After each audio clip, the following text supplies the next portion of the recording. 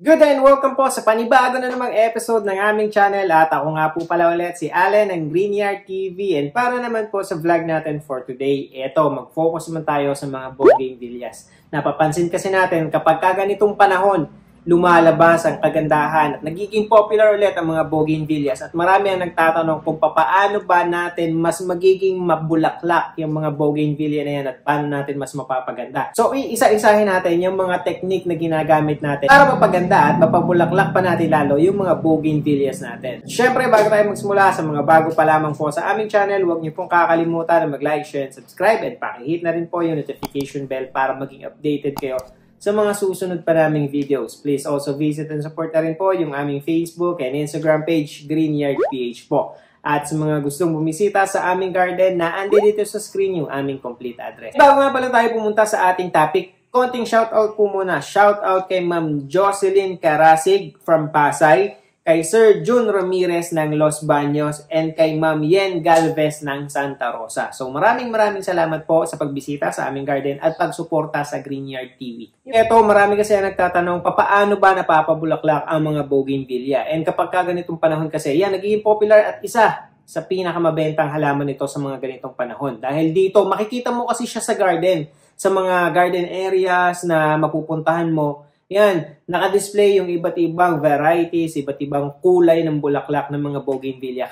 Kaya marami yung nahuhumaling na bumili nito. Kaya lang, ang nagiging problema is kapag nasa sa kanila na, parang nawawala or nauubos yung mga bougainvillea o yung mga bulaklak ng kanilang mga bougainvillea. And number 1 na pwede natin gawin para mapalabas at mapabulaklak yung mga bougainvillea natin ay yung tinatawag natin na pruning.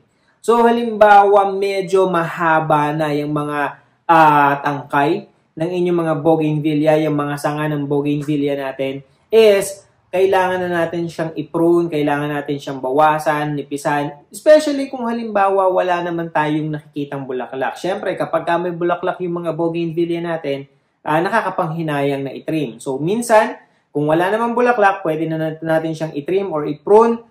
And kung halimbawa naman na meron pang bulaklak, pwede naman nating intayin na mawala or matapos yung pag-bloom ng bulaklak na ito. And then tsaka natin tayo mag-prune. Kasi syempre, kapag nag-pruning tayo,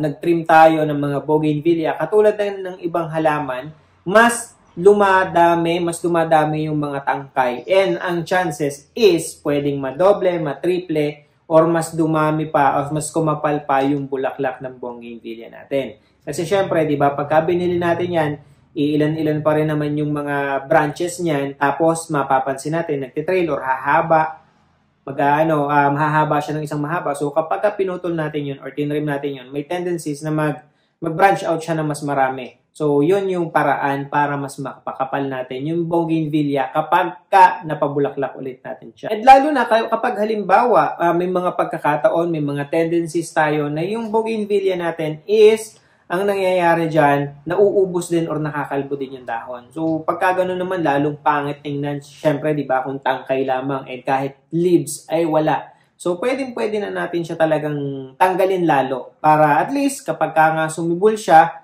may chances na humaba or dumami pala yung sanga niya na makakapag-provide din. Siyempre, mas maraming sanga, mas maraming dahon, mas maraming bulaklak. At syempre, kasi nakakatulong din naman ng pruning para at least ma-maintain natin yung shape. If meron man tayong shape na i-maintain doon sa ating mga bougainvillea. Ang tendencies kasi nito is yun talaga, mahahaba siya yung mga tangkay nito. And keep in mind na ang mga bougainvillea is trailing plants to. So, kaya wag na tayong magulat kung halimbawa makikita nyo na talagang na sumasabog or parang humahaba ng sobra yung mga tangkay niyan. So yun, kung halimbawa gusto natin i-maintain na ganito lamang, so depende na sa inyo. And ang susunod naman sa ating listahan or ang ating technique na pwede natin gawin is yung removing ng top portion ng soil ng ating mga bougainvillea. And syempre, yung pagpapalit na rin ito. So maraming factors itong kailangan nating sundin. Unang-una, soil pala na ginagamit sa bougainvillea, sanay tayo na karamihan sa halaman na inaalagaan natin.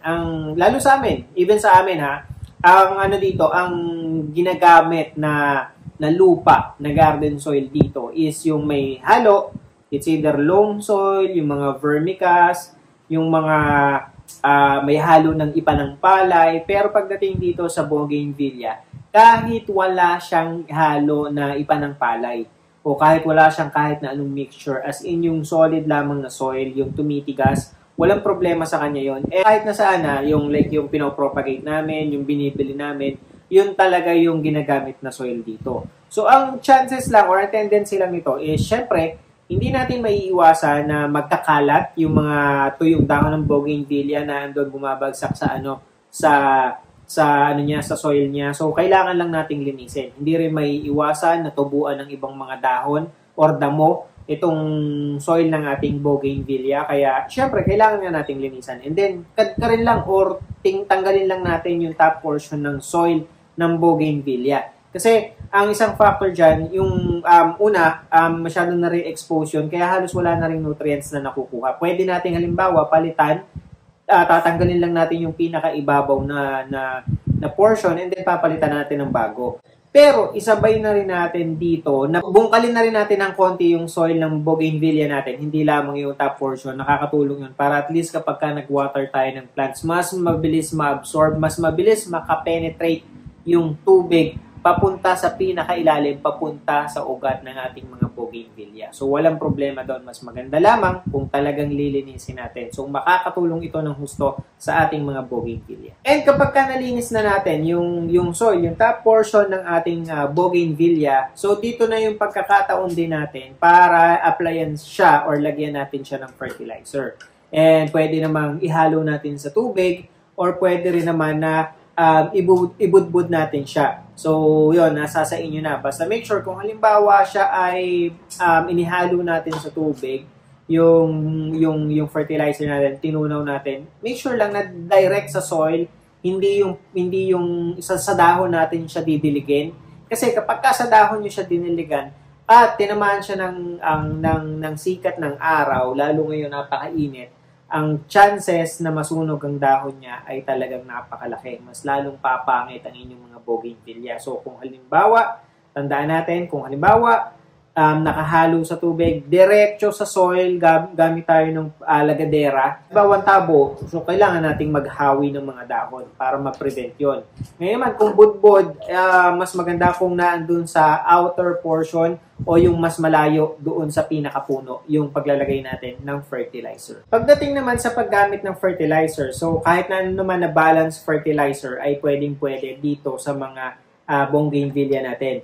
Ang kailangan lang nating iwasan na gamitin na fertilizer dito ay yung mataas yung nitrogen content na fertilizer. Kasi kapag kayo nang ginamit natin, ito kasi pampagreen yun, pampakapal, pampalago. So, hindi siya makakatulong para makabulaklak, makapagpadami ng bulaklak sa ating mga bougainvillea. So, much better kung halimbawa pupunta tayo sa garden center or kahit nasa ang agri-shop, mas maganda kung itanong natin kung alin ba yung pwede na gamitin natin sa mga flowering or sa mga halaman na kailangan natin o na gusto nating mapabulaklak, mapalago yung bulaklak para at least maibigay sa atin yung tama. Pero kadalasan, ang ginagamit namin dito ay yung complete fertilizer. Kasi yung complete, balance naman siya ng fertilizers. Katulad ditong bougainvillea na makikita natin dito. Ang bougainvillea kasi masasabi natin na may mga pagkakataon, although hindi mo naman masasabi ba natin siyang seasonal, may mga pagkakataon, mauubos ang bulaklak niyan. May pagkakataon naman lalagas or maglalagas talaga yan. Pero darating ang time, huwag kayong mainip, huwag tayong mainipin, hayaan lang natin yung halaman as long as inaalagaan naman natin siya, ibinibigay natin yung proper care, babalik yung ganda ng mga bougainvillea na to. Katulad na lamang nitong bougainvillea na to. Sa plant box lamang siya nakatanim and continuous lamang yung pruning or yung pag-maintain dun sa shape. Kasi ilang beses nang na-trim yan, ilang beses nang naglabasan ng mga sanga niyan pero pinuputol. Dumaan na rin yan sa pagiging manipis. Kita nyo naman kung gaano kadami yung bulaklak niya ngayon. So, wag lang tayong maiinip. Hayaan lang natin. Isa pa, itong bougainvillea na to. So, katulad na lamang itong bougainvillea na to. Ito, hindi mo sasabihin na napabayaan. Hindi mo rin sasabihin na inalagaan. Yung pruning hindi nangyari dito. Gayunpaman, kung na-prune ko to, ay masiguradong mas marami yung bulaklak ng bougainvillea na to. Kasi kung makikita nyo, yung kahabaan ng tangkay na yan is merong bulaklak. And yun nga, syempre kung halimbawa noong maliit pa lamang yan or bago siya bumalaklak ay natrim ko na, ilang branches yung mag-i-spread or mag-branch out dito na maaring na doble or na triple pa yung dami ng bulaklak. So yan, may pagkakataon kasi talaga na may mga season katulad ngayon na mas gumaganda, mas lumalabas yung mga ganda ng bougainvillea. Minsan naman, may mga pagkakataon na mapapansin nyo, o yun nga, hindi ka puna-puna or parang eyesore pa nga ang bougainvillea sa paningin ng karamihan dahil syempre, minsan ang natitira nga lang dyan, minsan yung pinakatangkay niya, tas puro tinik. Ultimong yung mga dahon niya, wala, di ba? Ang susunod naman na technique na kailangan alam natin para mapabulaklak natin ang bougainvillea natin is yung sunlight. So, napaka-importante para sa mga bougainvillea yung nakaka-receive ng yung talagang sobrang amount of direct sunlight. Kahit pa yan ay maghapong nakabilad, tandaan natin, doon mas gaganda itong mga bougainvillea. Wag na tayong magtaka or yung nagtataka ka halimbawa kung bakit ang bougainvillea mo may fertilizer ka naman, alaga mo naman sa linis ng soil, pagkatapos ay nagpuprune ka or nagtitrim ka pero hindi mo mapabulaklak. Well, ang isang missing factor dito sa iyong ginagawa ay yung pagbibigay sa kanila ng direct sunlight. So, kung halimbawa simula morning hanggang hapon tinatamaan siya ng direct sunlight, mas maganda. Kaya kung mapapansin nyo, lahat ng bougainvillea sa garden center or lahat ng mapupuntahan yung garden center, ang minsan naka-front sa kanila is yung mga bougainvillea. Nasa labas ng shop nila, nandoon sa initan, nakabilad. Doon kasi siya mas gaganda. And even sa mga highways, yung mga nagdi-display dyan ng mga bougainvillea. And even sa mga bahay, yung mga nakadisplay sa harapan nila, even yung mga binobonsai na mga bougainvillea, lahat yan ay nakabilad sa direct sunlight. Kasi yun or talagang etong halaman na to, hindi mo siya pwedeng ilagay sa shaded na area kasi hindi lulutang. Parang magiging ordinaryong halaman lamang itong mga to. Parang halaman na may dahon na green. So, ganun lang yun. Hindi mo ma-appreciate ang bougainvillea. Kaya yun ang isa sa pinaka-importante. And ang susunod at isa sa pinaka-importante din na dapat alam natin is yung papaano ba yung pagdidilig dito. Medyo critical to dahil marami yung iba't ibang diskarte na ginagawa ng mga iba't ibang gardener. So, isa-isahin natin yan. So, yung isa is papaano ba natin or para daw mapa-force bloom ang mga bougainvillea ay kailangan natin siyang i-deprive sa water. So, iintayin natin siyang matuyo totally bago natin siya diligan.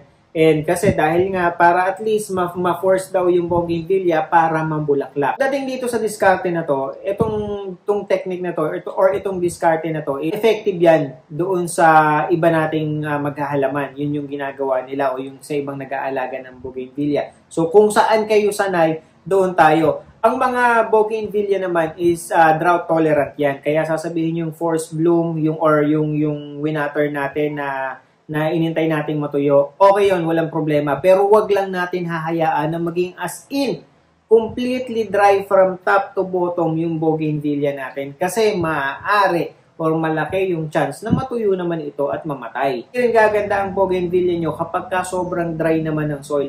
Although itong mga halaman na to ay drought tolerant. Pero makikita nyo, kapag ka hindi na rin talaga siya nadidiligan, sabihin na natin hindi mamatay, or hindi namamatay yung bougainvillea pero mapapansin mo na maglalaga siya ng dahon.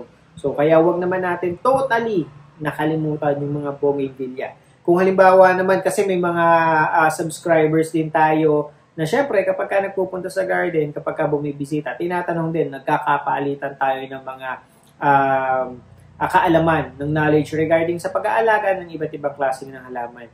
And yung isa na naka-visit sa amin na bumili ng ng halaman is pinakita niya talaga sa akin yung bougainvillea niya na nakagapang na doon sa may bahay nila and sobrang kapal, sobrang dami ng bulaklak na makikita mo dito. And syempre, ako naman, tinanong ko kung ano ba yung diskarte kasi medyo nga dito nalilito tayo. And yun, siya naman daw very consistent yung watering niya. Siguro dahil na rin sa sobrang laki, hindi lang siya yung nakapat. Ito kasi ang pinag-iisipan, years old na itong bougainvillea na to, napakatagal na nito, at sa ground siya nakatanim. So, ang ugat niyan, malamang sa malamang ay nakaspread out na, kaya mas marami siyang nakukuhang tubig. At saka at the same time, yun nga, kahit i-water mo siya ng ganun, maluwang na or malawak na yung nasasakop ng ugat niya Kaya kayang-kaya and kitang-kita kung gaano kaganda. So nasa sa inyo yan. Siguro wag lang yung too much watering pagkadating dito sa bougainvillea. Mapapansin nyo, ang bougainvillea madalang or hindi, mas mabulaklak siya kapag ganitong panahon.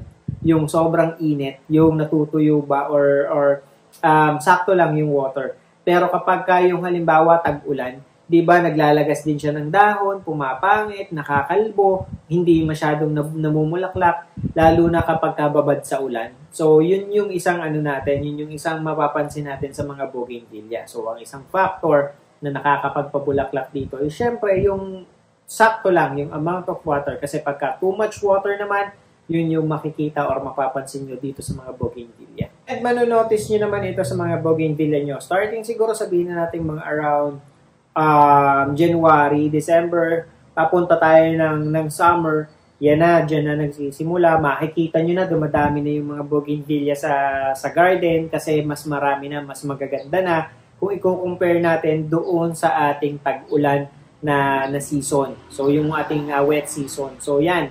Ayan, mapapansin nyo talaga yung pagdami at pagganda ng mga bougainvillea during this kind of season. Kaya yun, katulad nito, papasok na ulit tayo sa tag-ulan. Siguro after nitong mga June, July, ayan na, tag-ulan na. So, siguro iintay ulit tayo ng ilang months para ulit mapaganda natin yung mga bougainvillea. So, yun lamang po and I hope nakatulong at nag-enjoy kayo sa panonood ng video na to. And again, sa mga bago pa lamang po sa aming channel, huwag niyo pong kakalimutan na mag-like, share, and subscribe and pakihit na rin po yung notification bell para maging updated kayo sa mga susunod pa naming videos. Please also visit and support na rin po yung aming Facebook and Instagram page, Greenyard PH po. Magkita-kita po ulit tayo sa susunod na episode ng Greenyard TV and thank you for watching.